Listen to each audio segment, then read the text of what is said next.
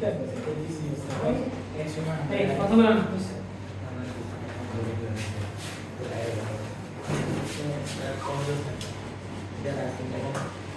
এই রেকর্ড হতেছে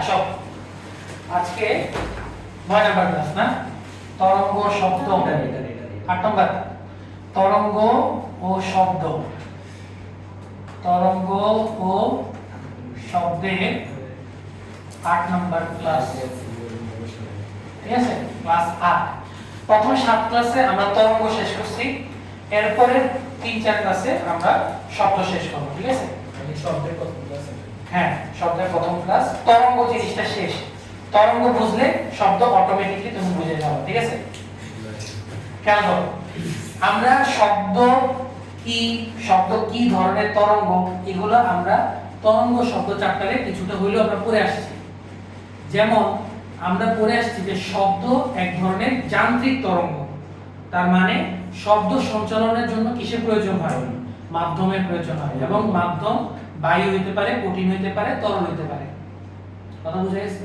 তাহলে শব্দ লেখো প্রথম আমরা আজকে শুরু করব শব্দ দিয়ে শব্দ বা ইংলিশে আমরা এটাকে বলি সাউন্ড তাই না এক নাম্বার লিখবো শব্দ একটি যান্ত্রিক তরঙ্গ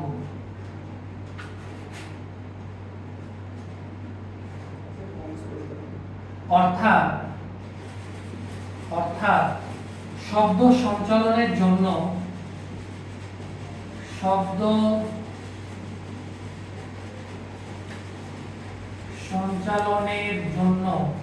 মাধ্যমের প্রয়োজন হয় কিসের প্রয়োজন হয় মাধ্যমের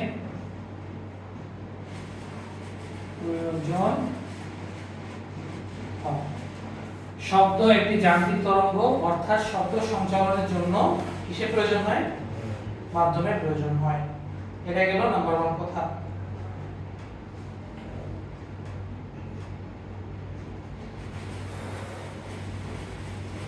শব্দ একটি যান্ত্রিক তরঙ্গ শব্দ সঞ্চালনের জন্য কিসের প্রয়োজন মাধ্যম এটা গেল 1 2 নাম্বার আরেকটা কথা বলছিলাম শব্দ হচ্ছে অনুদৈর্ঘ্য তরঙ্গ বা লম্বিক তরঙ্গ তার মানে হচ্ছে শব্দ সঞ্চালনের দিক আর শব্দের কণার স্পন্দনের দিক একই ডাইরেকশন আমরা অনুদৈর্ঘ্য অনুপ্রস্থ পড়ছিলাম না ওইটাই আর কি যে শব্দ একটা কি ধরনের তরঙ্গ অনুদৈর্ঘ্য তরঙ্গ বা লম্বিক তরঙ্গ হ্যাঁ শব্দ একটি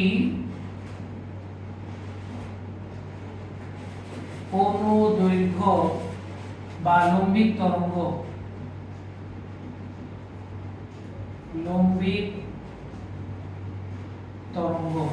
অর্থাৎ শব্দ প্রবাহের দিক ও স্পন্দনের দিক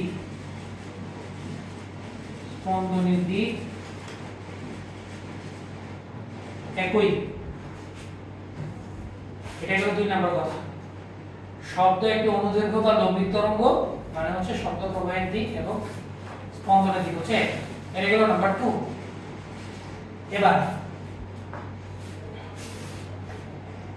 এবার আসে নাম্বার 3 নাম্বার 3 হচ্ছে সব একটু অনুধাবনমূলক কোশ্চেন আসে যে মহাশূন্যে আমরা কেন শব্দ শুনতে পাই না কারণ কি মহাকাশে মাধ্যম নাই তো মাধ্যম যদি না থাকে তাহলে বাতাস কোনোদিন মাধ্যম যদি না থাকে তাহলে শব্দ কোনোদিন কি পৌঁছাবে না তাহলে মহাশূন্যে আমরা কি শব্দ শুনতে পাই না তার কারণ হচ্ছে মহাশূন্যে কোনো কি নেই মাধ্যম নেই 3 নাম্বার হ্যাঁ অ্যাস্ট্রোনটরা একটা বিশেষ ডিভাইস ইউজ করে তার জন্য ঠিক আছে মহাশূন্যে মানে খালি গলায় তুমি কথা বলতে মানে কথা বললে কথা শোনা যাবে না মহাশূন্যে শব্দ সঞ্চালিত হয় না কারণ মহাশূন্যে মহাশূন্যে বাতাস নেই বা মহাশূন্যে মাধ্যম নেই।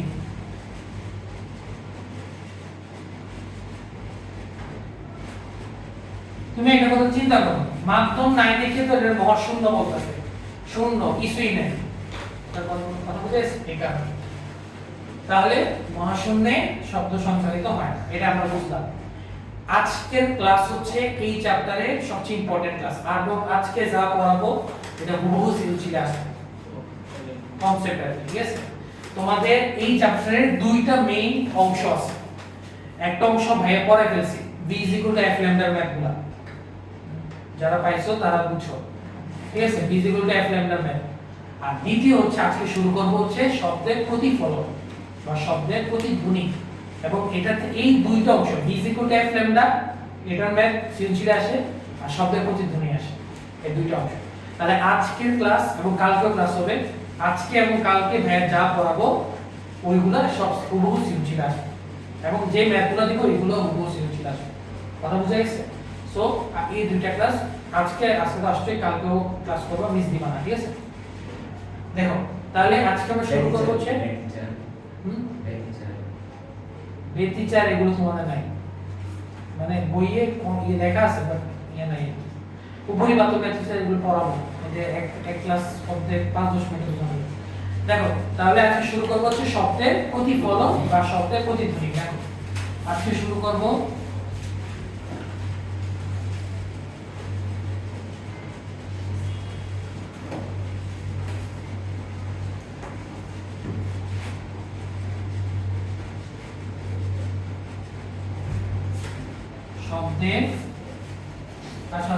শব্দের প্রতিফলন বা শব্দের প্রতিধ্বনি। শব্দের প্রতিফলন বা শব্দের প্রতিধ্বনি। দেখ 12 টাইমে মাত্র শুরু করলাম। শব্দের প্রতিফলন বা শব্দের প্রতিধ্বনি, খেয়াল করো প্রতিফলন মানে কি? প্রতিফলন মানে কি? প্রতিফলন মানে হচ্ছে কোন একটা অংশে বাধা পেয়ে আবার পুনরায় ফিরে আসা, এটাকে বলে আমরা প্রতিফলন, রিফ্লেক্ট করে যেটা। যেমন আমরা বলি না আলো রিফ্লেক্ট করতেছে, আলো রিফ্লেক্ট করা মানে আলো একটা অংশে বাধা পেয়ে আবার ফিরে আসতেছে, এটাকে আমরা বলি রিফ্লেকশন বলি। এইভাবে শব্দ কি হয়? রিফ্লেক্ট করে।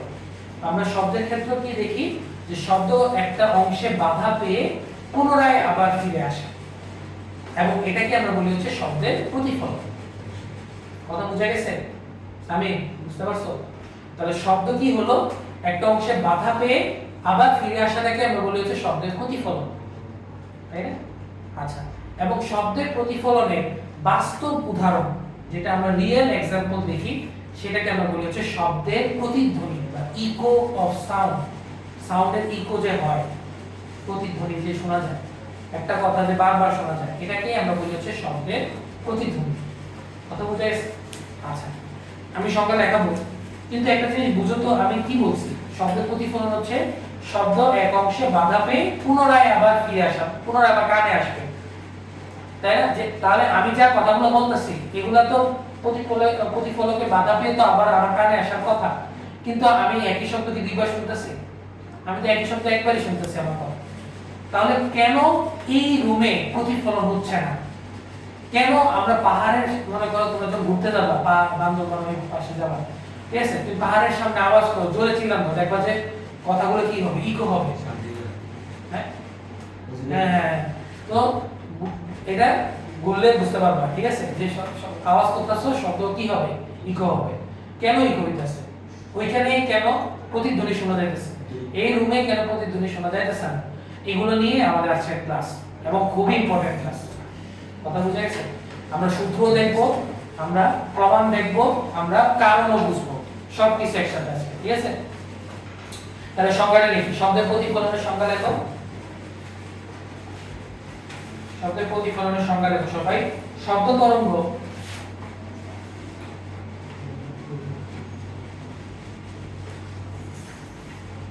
যদি চলার পথে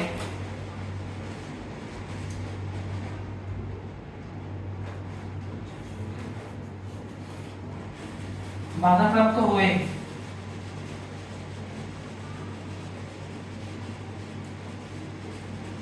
শব্দ তরঙ্গ যদি চলার পথে বাধাপ্রাপ্ত হয়ে পূর্বের মাধ্যমে ফিরে আসে,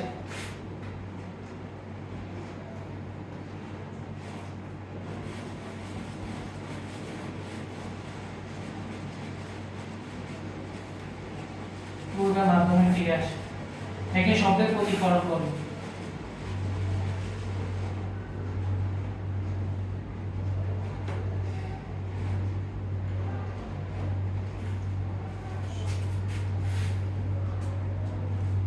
শব্দ তরঙ্গ যদি চলার পথে বাধাপ্রাপ্ত হয়ে পূর্বের মাধ্যমে যদি ফিরে আসে, তাকে আমরা কি বলবো? শব্দের প্রতিফলন। এবং শব্দের প্রতিফলনের বাস্তব উদাহরণ, প্রতিফলনটার বাস্তব উদাহরণকে শব্দের কি বলে? প্রতিধ্বনি বলে। শব্দের প্রতিফলনের বাস্তব উদাহরণ হলো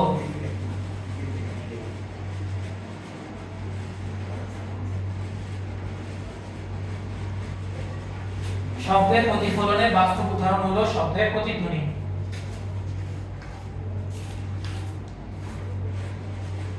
কথা বুঝা গেছে?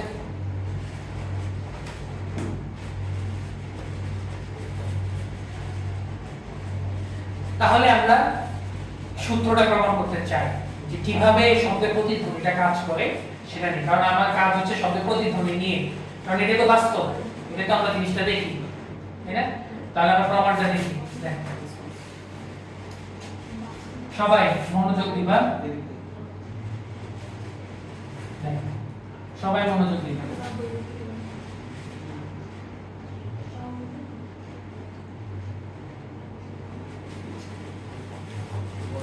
এটা হচ্ছে আমার প্রতিফলক, বা এটাকে আমরা বলি হচ্ছে প্রতিবন্ধক।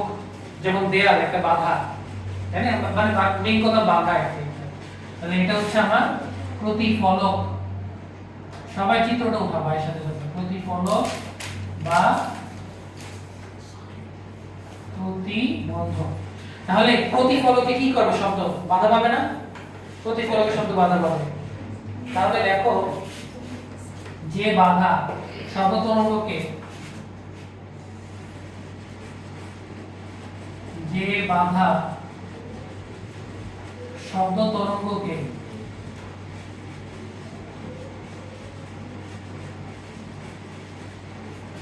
প্রতিফলিত করে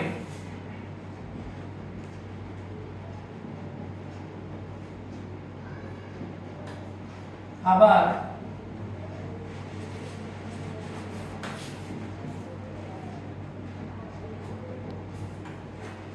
উৎসের দিকে ফিরিয়ে দেয়,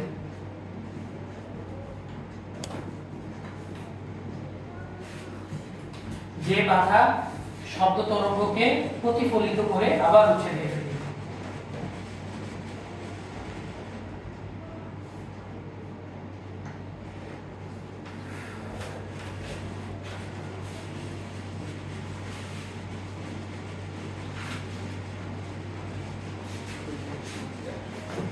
আমসনি আমি রূপম আসবে কইছি, রূপমের কাছে কিটা এটা গাড়ি দিয়েছি কিটা যে বাধা শব্দ তরঙ্গকে প্রতিফলিত করে আবার কি করে? উৎসের দিকে ফিরিয়ে দেয়, তাহলে এটা হচ্ছে প্রতিফলন। এখন একটা উৎস লাগবে, তাই না? শব্দটা আসবে, মনে করো এখানে একটা লোক দাঁড়ায় আছে, এটা হচ্ছে আমার উৎস। উৎস, তাহলে এটা হচ্ছে উৎস, এটা কি আমার প্রতিফলক। কথা বুঝা গেছে? সবাই পড়ে দেখা দাও, দেখা লাগবে না, বুঝো। এটা হচ্ছে উৎস, এটা হচ্ছে আমার প্রতিফলক। উৎস আর প্রতিফলকের মধ্যবর্তী একটা দূরত্ব আছে, এটাকে আমরা প্রকাশ করি হচ্ছে d দ্বারা। কি দ্বারা? d দ্বারা। এই চলো ভাই কথা বলো না। ধরি উৎস হতে প্রতিফলকের দূরত্ব d। উৎস হতে প্রতিফলকের দূরত্ব হচ্ছে d, এবং শব্দ যাবে না উৎস থেকে প্রতিফলকে, তাহলে শব্দের একটা কি থাকে? ভেলোসিটি থাকে।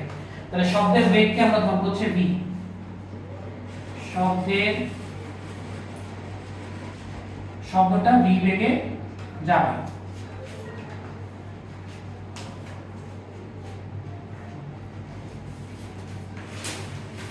তোলা হলে বোর্ডে দিয়ে লাগে থাকবে।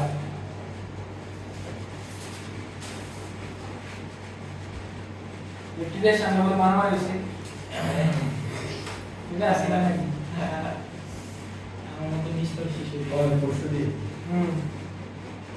এই জিনিসগুলো বলাই নি জীবন এগুলো আমি কাটতে কাটাছি পরশু দিন না কালকে না কালকে কালকে দেড়টা বাজবে।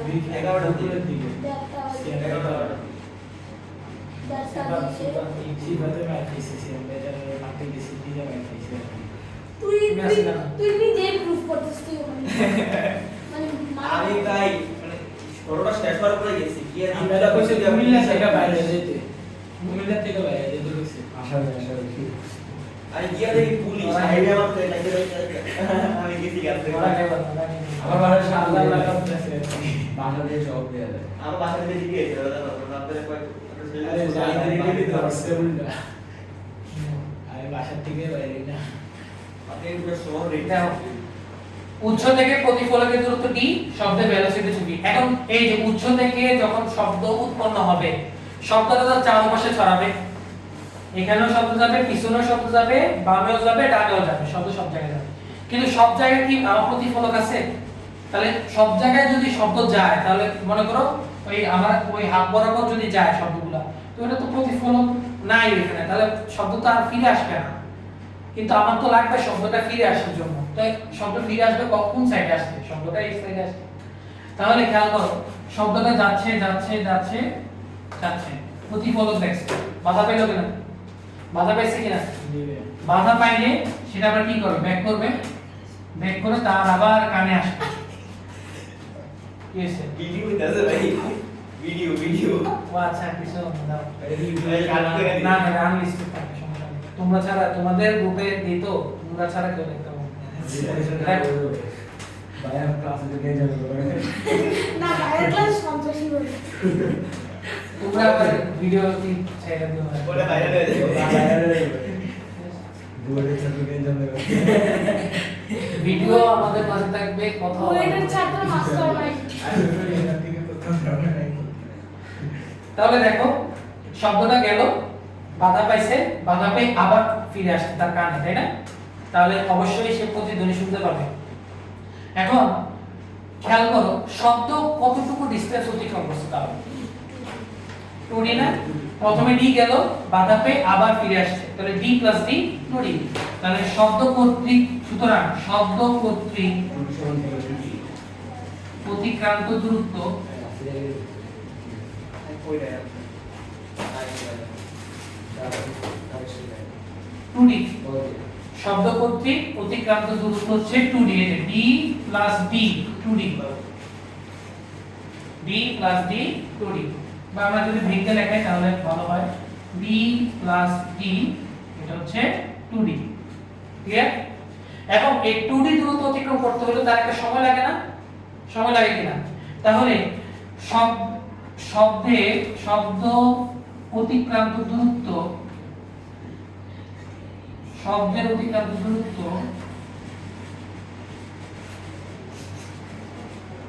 সম্পূর্ণ করতে প্রয়োজনীয় সময়, সম্পূর্ণ করতে প্রয়োজনীয় সময়, এটাকে আমরা বলবো হচ্ছে t।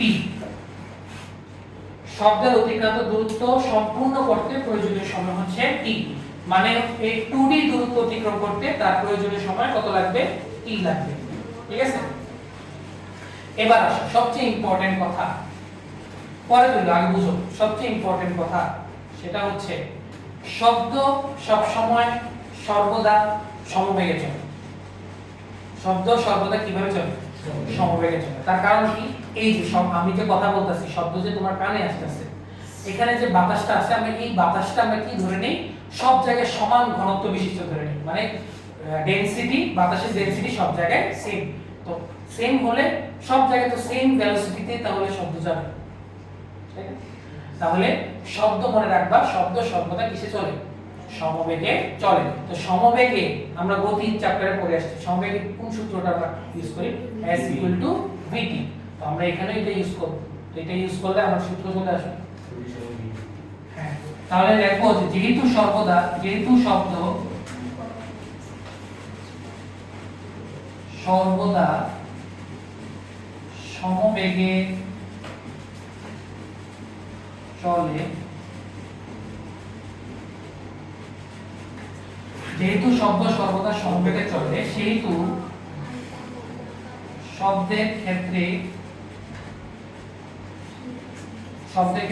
s vt সূত্রটি প্রযোজ্য হবে।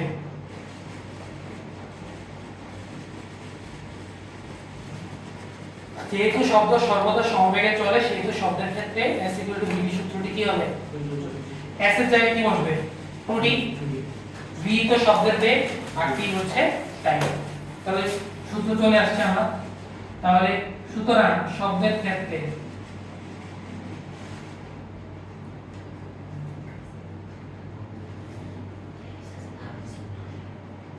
s vt, তাহলে 2d vt, তাহলে d সমান কি আসবে আমার, vt/2।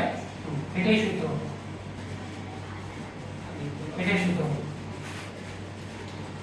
d vt/2। বুঝছেন? না বুঝলে ভাইকে বলবো, আর খুবই ইম্পর্টেন্ট ক্লাস, এটা খুবই ইম্পর্টেন্ট ক্লাস।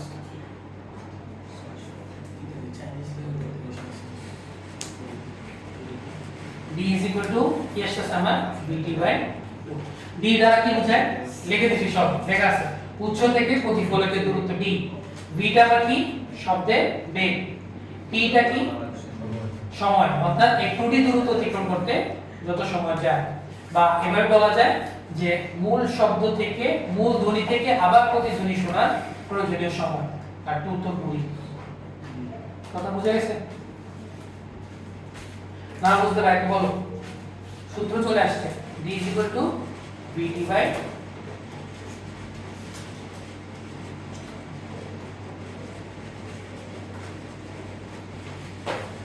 এবার আসো যদি বাতাস, এখন খেয়াল করো, বাতাসের ভেলোসিটি যেটা, সেটা কিন্তু টেম্পারেচারের কারণে চেঞ্জ হয়, পরিবর্তনশীল হয়। যেমন 0 ডিগ্রিতে শব্দের বেগ যা হবে, 25 ডিগ্রি সেলসিয়াসে শব্দের বেগ তা হবে না, চেঞ্জ হবে। 30 ডিগ্রিতে আরো চেঞ্জ হবে। কথা বুঝা গেছে কিনা? তাহলে মনে করো যে এখন আমরা যেটা দেখব সেটা হচ্ছে এই যে আমি যে কথা বলতেছি, তাহলে এই সূত্র অনুসারে d vt/2, এই সূত্র অনুসারে তো আমার এখানে শব্দ শোনার কথা, না, শব্দটা আমার তো শোনার কথা, কিন্তু আমি শব্দ মানে প্রতিধ্বনি শোনার কথা, প্রতিধ্বনিটা আমি কেন শুনতেছি না, মানে আমি যে কথা এটা রিপিট হইতেছে না কেন, এটাই বের করব। দেখো খেয়াল করো, আমরা এটা একটু মুছে দিই, এটা কাজ শেষ। দেখো একটু মনোযোগ দিয়ে, d vt/2। তো এই রুমে, আমরা এই রুমের জন্য বের করতেছি, দেখো এই রুমে শব্দের বেগ কত, v, ফিক্সড মান, 2 টাও ধ্রুবক কনস্ট্যান্ট, চেঞ্জ হবে না। তাহলে d টা নির্ভর করে কিসের উপর, টাইমের উপর, সময়ের উপর নির্ভর করতেছে। তাহলে তোমরা তো নিচে লিখবা যে v ধ্রুবক হলে ডিসটেন্স সমানুপাতিক টাইম, অর্থাৎ দূরত্ব যত বেশি হবে টাইম তত বেশি, দূরত্ব যত কম হবে টাইম তত কম। কি কথা বলছো? চালা আর ক্যাপ নিয়ে গেছে, ক্যাপটা দে। শিবিনে তো কোন কিছু তাহলে যত বেশি ডিসটেন্স হবে, প্রতিফলক থেকে দূরত্ব যত বেশি হবে, শব্দ পৌঁছাতে তত সময় লাগবে, তত বেশি সময় লাগবে। আর দূরত্ব যত কম হবে, শব্দ তত কম ইয়ে শোনা যাবে, তাই না? সেটাই। এখন খেয়াল করো, কি না এখন মনে করো এই যে রুমের টেম্পারেচার মনে করো 0 ডিগ্রি সেলসিয়াস সাপোজ কত ডিগ্রি সেলসিয়াস 0 ডিগ্রি সেলসিয়াস এখন তো আছে 25 তাই না কিন্তু আমরা ধরে নিই আমার রুমের টেম্পারেচার 0 ডিগ্রি 0 ডিগ্রিতে শব্দের বেগ বা যে কোনো টেম্পারেচারে শব্দের বেগ অলওয়েজ ফিক্সড এবং 0 ডিগ্রিতে এটা হয় 332 বা 330 তোমাদের বইয়ে 330 আছে আমরা 332 ধরেই করি তাহলে 0 ডিগ্রিতে শব্দের বেগ কত 332 ডিগ্রি সেলসিয়াস তাহলে 0 ডিগ্রি সেলসিয়াস তাপমাত্রায়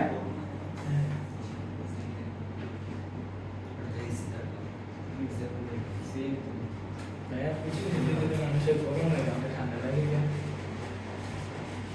25 ডিগ্রিতে মানুষের গরম লাগে না টেম্পারেচার 25 ডিগ্রি গরম থাকে না কি গরম থাকে 25 ডিগ্রি সেলসিয়াস মানে শুয়ে যায় এত শীত থাকে না হ্যাঁ তো এই ঠান্ডা লাগে কেন আমি কি বলছি আমার ঠান্ডা লাগে বাতাসের না। আর্দ্রতা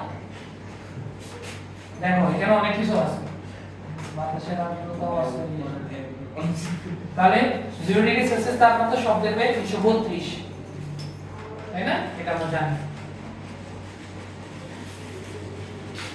এটা একটু লিখে রাখো আচ্ছা এবার আমরা কি বের করতে চাইছিলাম যে আমরা এই রুমে থেকেও আমরা কেন শব্দটাই শুনতে পাইতাছি না মানে প্রতিধ্বনি শুনতে পাইতাছি না কেন সেটা এখন খেয়াল করো এটা বোঝার জন্য আমাদের আরেকটা কনসেপ্ট আমাদের পড়তে হবে এবং এই কনসেপ্টে সবচেয়ে ইম্পর্টেন্ট সেটা হচ্ছে শব্দানুভূতির স্থায়িত্বকাল সবাই হেডলাইন দাও শব্দানুভূতির স্থায়িত্বকাল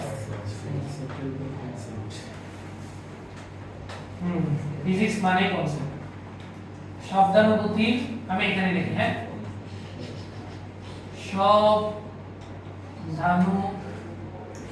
ওইদিকটা আছে তোমার ক্লাস করতে আছে বুদ্ধির দেখো শব্দানুভূতি স্থায়িত্বকাল শব্দানুভূতির স্থায়িত্বকাল এখানে কিছু বায়োলজিক্যাল কথাবার্তা আসবে ঠিক আছে শব্দানুভূতি স্থায়িত্বকাল জিনিসটা কি একটু মনোযোগ দিয়ে আমি কথা বললাম দেখ শব্দানুভূতি স্থায়িত্বকাল হচ্ছে একটা শব্দ তুমি যখন শুনলা একটা শব্দ যখন তুমি শুনবা তখন এর পরবর্তী শব্দ যদি আমি শুনতে চাই তাহলে দুইটা শব্দের মধ্যে সময় ব্যবধান হইতে হবে 0.1 সেকেন্ড তার মানে হচ্ছে এই যে আমি যে কথা বলতেছি এখন আমি একটা সেন্টেন্স বলি হ্যাঁ আমি বললাম যে আমার নাম আলিফা ঠিক আছে এখন এই যে আমার এই যে প্রত্যেকটা সাউন্ড তুমি যে শুনতাছো এই যে আ শুনছো এই আটা তোমার মস্তিষ্কে তুমি কানের মাধ্যমে তোমার মস্তিষ্কে যাবে অনুভূতিটা এবং এই অনুভূতিটা 0.1 সেকেন্ড পর্যন্ত থাকে কত সেকেন্ড পর্যন্ত থাকে 0.1 যখন 0.1 সেকেন্ড চলে যাবে 0.1 সেকেন্ড তো মানে 1 সেকেন্ডেরও কত ভাগ 1 ভাগে 10 ভাগ তাই না মানে 10 ভাগের 1 ভাগ বলতে সরি 10 ভাগের 1 ভাগ তাহলে মানে 1 সেকেন্ড চোখ মানে চোখের পলকেই শেষ তাই না তাহলে আ আমার 0.1 সেকেন্ড পর্যন্ত থাকবে এবার কি আসবে মা তো মাও 0.1 সেকেন্ড পরে র ঠিক আছে আমার নাম আলিফ হবে তাই না এখন মনে করো 0.1 সেকেন্ড থেকে যদি শব্দানুভূতি বেশি থাকতো তাহলে কি হতো সেটাই তো তাহলে খেয়াল করো মনে করো সাপোজ এই 0.1 সেকেন্ডের বদলে 1 সেকেন্ড আছে শব্দানুভূতি স্থায়িত্বকাল মস্তিষ্কে কত সেকেন্ড পর্যন্ত আছে 1 সেকেন্ড পর্যন্ত তাহলে খেয়াল করো আ মানে আমার নাম আলিফ তো প্রথম ধরি কি আ এই আ তোমার কত সেকেন্ড পর্যন্ত থাকবে 1 সেকেন্ড পর্যন্ত থাকবে তো ওই 1 সেকেন্ড শেষ মানে 1 সেকেন্ডের আগেই তো তোমার মা চলে আসছে তো এই মাটা কি শুনতে পাবে সে না আবার যদি স্পিডে বলো তাহলে তো র শুনবে না তাহলে সে এমন ভাবে শুনবে যে আ ম ই আমফ শুনবে সে মাঝখানে ধ্বনিগুলো শুনবে না সাউন্ডগুলো সে শুনবে না কথা বুঝে গেছে?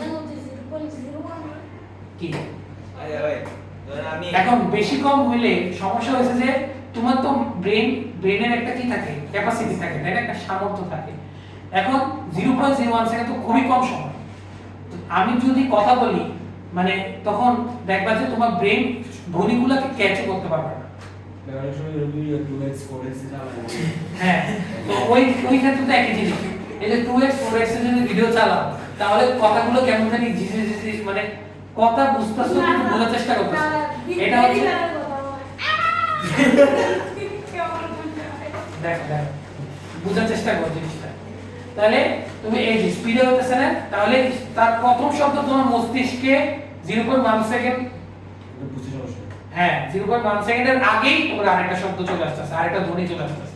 এই জন্য ব্রেন ক্যাচ করতে পারে না।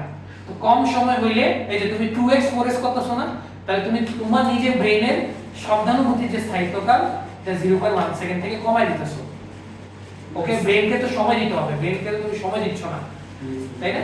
তো এই কারণে 0.1 থেকে কি মানে বেশি হলে সমস্যা নাই, কিন্তু 0.1 থেকে যদি কম হয়ে যায় তাহলে শব্দটা আমরা কি করতে পারবো, ক্যাপচার করতে পারবো। কথা বোঝা গেছে? তাহলে আমি যদি প্রতিধ্বনি শুনতে চাই, প্রতিধ্বনি যদি শুনতে চাই তাহলে মূল ধ্বনি আর প্রতিধ্বনির মধ্যে সময় ব্যবধান কত হইতে হবে? 0.1 সেকেন্ড। এর চেয়ে বেশি হলে কোনো সমস্যা নেই। শব্দ আসছে, তোমার তো 0.1 সেকেন্ড গেল, 1 সেকেন্ড 2 সেকেন্ড গেল, শব্দটা আবার কানে আসছে, তাহলে ওটা তো সমস্যা নেই, এটা তো তুমি শুনতে পাবো। কিন্তু মনে করো তুমি আওয়াজ করলা, এই যে তুমি মনে করো এখানে আওয়াজ করছো 0.1, এই যে এই 2D দূরত্ব শব্দের অতিক্রম করতে 0.1 সেকেন্ড থেকে যদি কম সময় লাগে, তোমার তো ব্রেনে এখনো আগের ধ্বনির অনুভূতিটা এখনো আছে না, এটা তো শেষ হয়নি। শেষ হয়েছে নাকি? শেষ হয়নি। তাহলে আগের অনুভূতি এখনো আমার শেষ হয়নি। তো শেষ যদি না হয় তাহলে এর শেষ না হইতেই পরবর্তী মূল ধ্বনি বা প্রতিধ্বনি চলে আসছে, তাহলে ব্রেন তো আমার প্রতিধ্বনিটা তখন ক্যাচ করতে পারবে না, কারণ সে তো এখনো আগের ধ্বনির ইয়েতে আছে, অনুভূতিতে আছে, তাহলে এটা শোনা যাবে না। সে এখনো ওই প্রতিধ্বনিটা তখন ক্যাচ করতে পারবে, এই জন্য আমরা প্রতিধ্বনি শুনতে পাই। তা বুঝা গেছে? কোন জায়গাটা বুঝা নাই বলো, কোন জায়গাটা বুঝা নাই? তাহলে দুইটা শব্দের মধ্যবর্তী সময় ব্যবধান যদি 0.1 সেকেন্ড বা তার চেয়ে যদি বেশি হয় তাহলে দুইটা শব্দকে আমরা কি করতে পারি? ডিফারেন্সিয়েট করতে পারি, তাই না? কিন্তু তাদের সময় ব্যবধান, কানে আসার সময় ব্যবধান যদি 0.1 এর থেকে যদি কম হয় তাহলে কি হবে? ইয়া মানে তুমি ওই প্রতিধ্বনি দুইটাকে ডিফারেন্সিয়েট করতে পারবে না, তখন দুইটাকে একই ধ্বনি মনে হবে।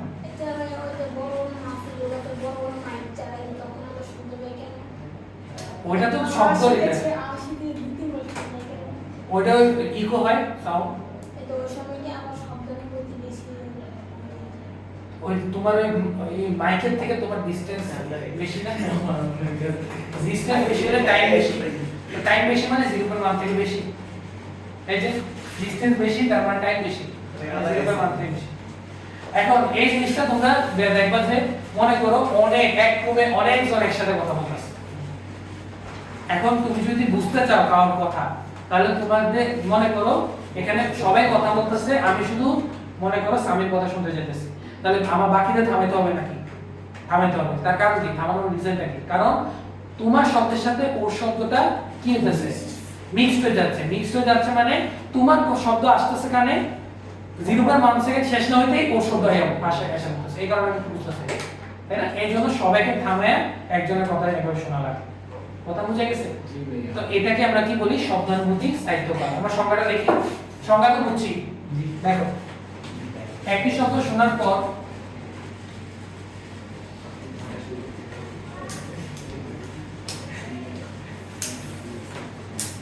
এই দেখো, একই শব্দ শোনার পর পরবর্তী শব্দ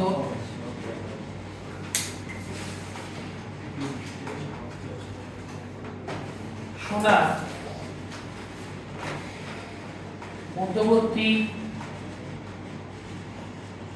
সময় ব্যবধান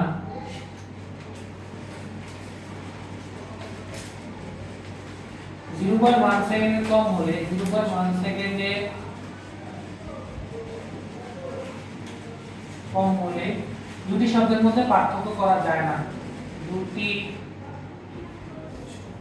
শব্দের মধ্যে পার্থক্য করা যায় না। পার্থক্য করা যায় না। এই 0.1 সেকেন্ড সময়কে এই 0.1 সেকেন্ড সময়কে বলা হয় শব্দানুভূতি স্থায়িত্বকাল।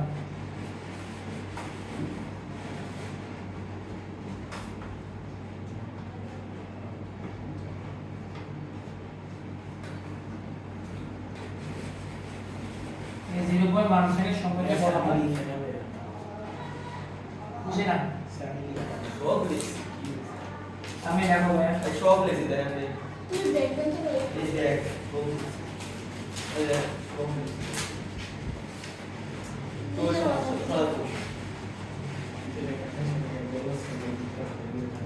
ভালো লাগে না লিখছি তো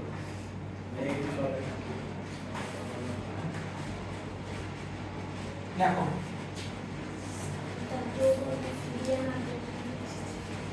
না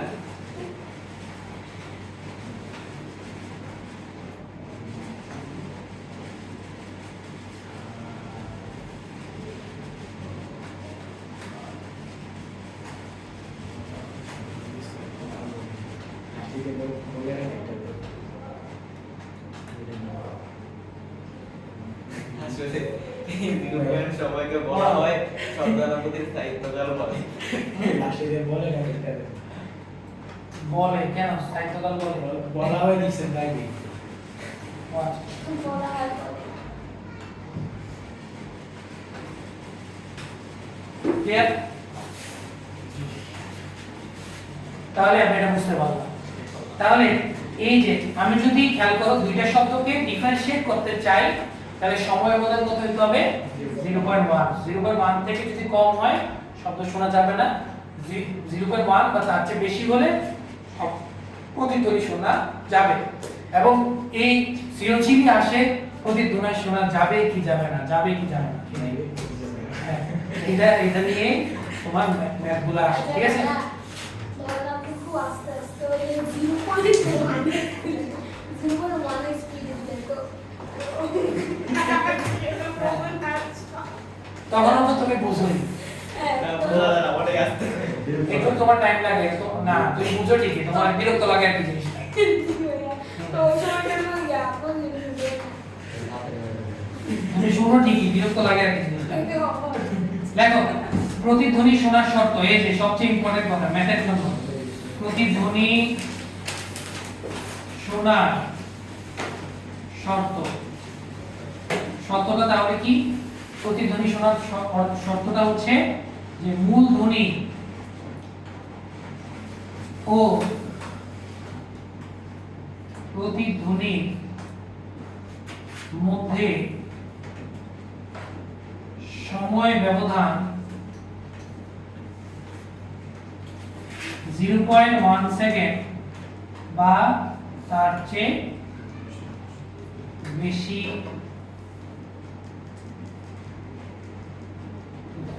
এটাই আমার শব্দ মূল ধ্বনি ও প্রতিধ্বনির মধ্যে সময় ব্যবধান 0.1 সেকেন্ড বা তার চেয়ে বেশি হতে হবে তার চেয়ে কম হলে প্রতিধ্বনি শোনা যাবে না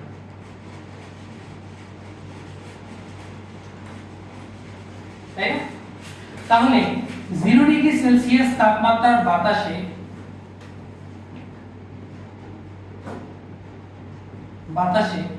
আমি যদি ডিসটেন্স বের করতে চাই মানে ডিসটেন্স কার মধ্যে ডিসটেন্স উৎস থেকে প্রতিফলকের মধ্যে v এর মান কত 332 একটু আগে দেখাইছি টাইম কত এই যে সূত্র vt/2 তাহলে 332 v t এর মান কত 0.1 আর 2 কত তাহলে ডিসটেন্স কত আসে বলো তো 16.6 মিটার আসে কিনা জানো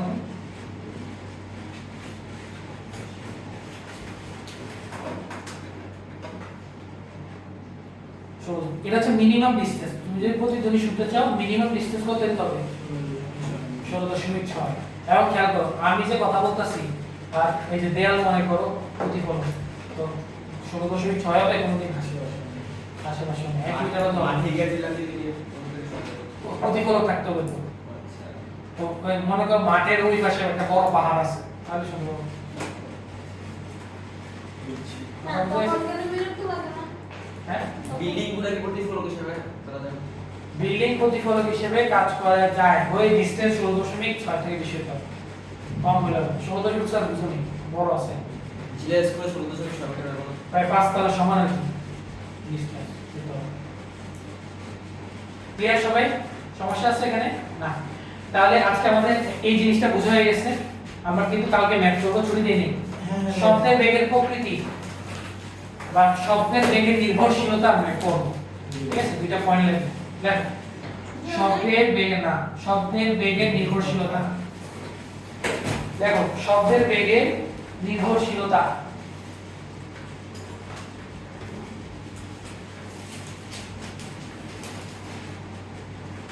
শব্দের বেগের নির্ভরশীলতা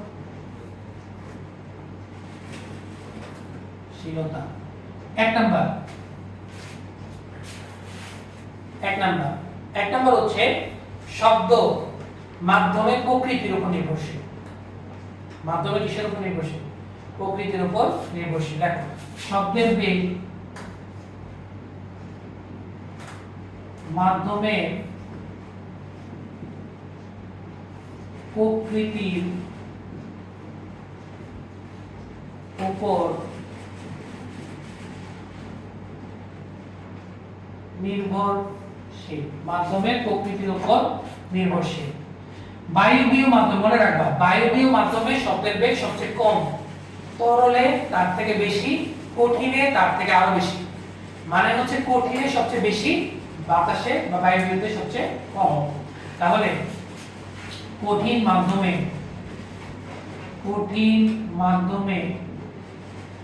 শব্দের বেগ সবচেয়ে বেশি তার থেকে কম হচ্ছে তরল মাধ্যমে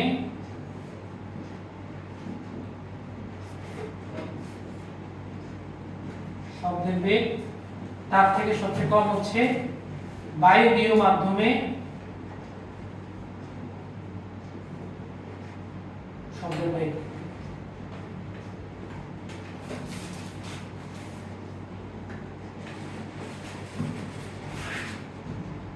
বুঝছো কিনা কঠিন মাধ্যমে শব্দের বেগ সবচেয়ে বেশি তারপরে তরল মাধ্যমে তারপরে কি বায়বীয় মাধ্যমে এটা গেল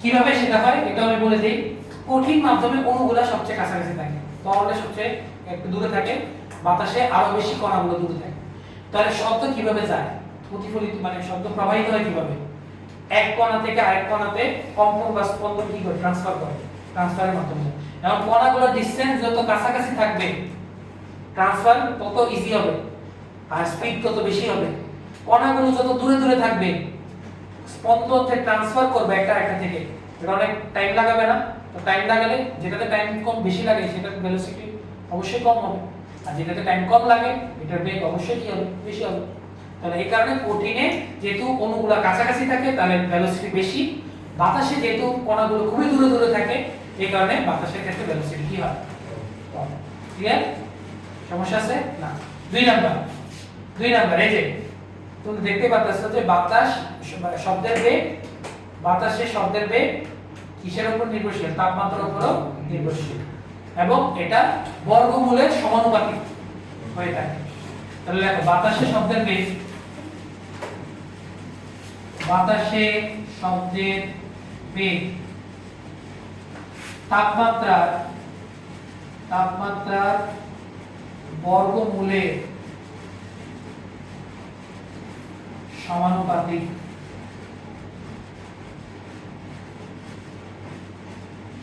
অর্থাৎ v সমানুপাতিক √t v সমানুপাতিক √t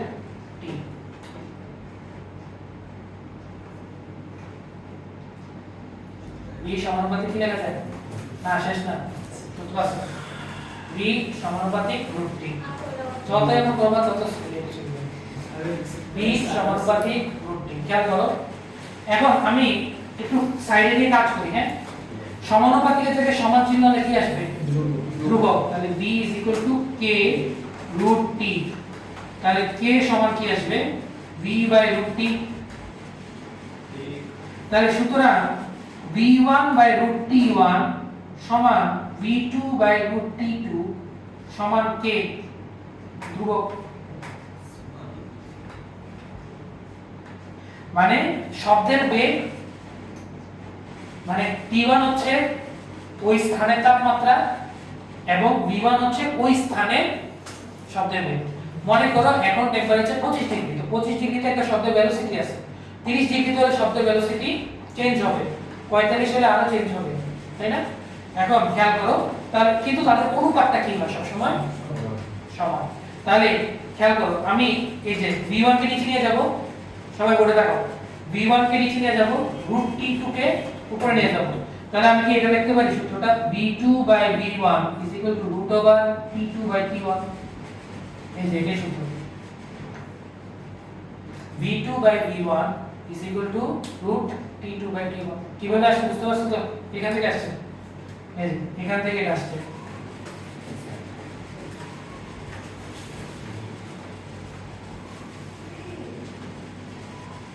তাই না? এখানে মনে রাখবা এই যে v1 আর t1 কিন্তু ফিক্সড এবং আমরা হিসাব করি কোথা থেকে? 0 ডিগ্রি থেকে হিসাব করি। কোথা থেকে হিসাব করি? 0 ডিগ্রি। t1 হচ্ছে 0 ডিগ্রি সেলসিয়াস বা 273 কেলভিন এবং আমরা 273 কেলভিন যেটা এসআই একক 273 ধরে ম্যাথটা করি। আর v1 হচ্ছে 332 0 ডিগ্রিতে টেম্পারেচার। না বুঝছো কিনা বলো? এটা কিন্তু এরপরে কালকে বুঝাবো না, ডাইরেক্ট ম্যাথ করব।